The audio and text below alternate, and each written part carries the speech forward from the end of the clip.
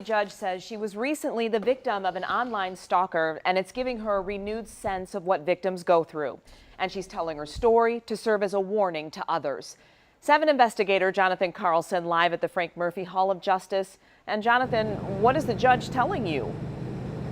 Well, Glenda, first let me tell you that the accused stalker, we've learned, is a mentally ill man from Georgia, and he apparently, according to the judge, carried all of this out with the use of a simple cell phone.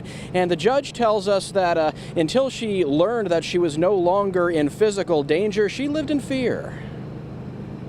Judge Vonda Evans is no stranger to the bench in Wayne County, and she's had her fair share of stalking victims before her. But this weekend, she says, the crime hit home. I say, please stop.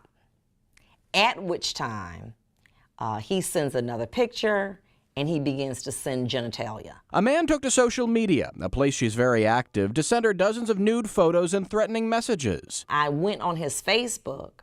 I noticed that of his 165 friends, 80 had connections from Detroit. They lived in Detroit. So that frightened me. Early intervention by law enforcement can eradicate this problem. And I wanted to be that voice to say, if it can happen to me, it can happen to anyone. She got local police involved to curb the problem, but it woke her up to what it feels like to be a victim. It made it real for me. When people would talk about how they felt, I could not empathize with them until it happened to me. And that guy hasn't been charged with any crime. The judge also tells us that she will not be silenced on social media as a result of this. Live at the courthouse, I'm Jonathan Carlson, 7 Action News. Thank you, Jonathan.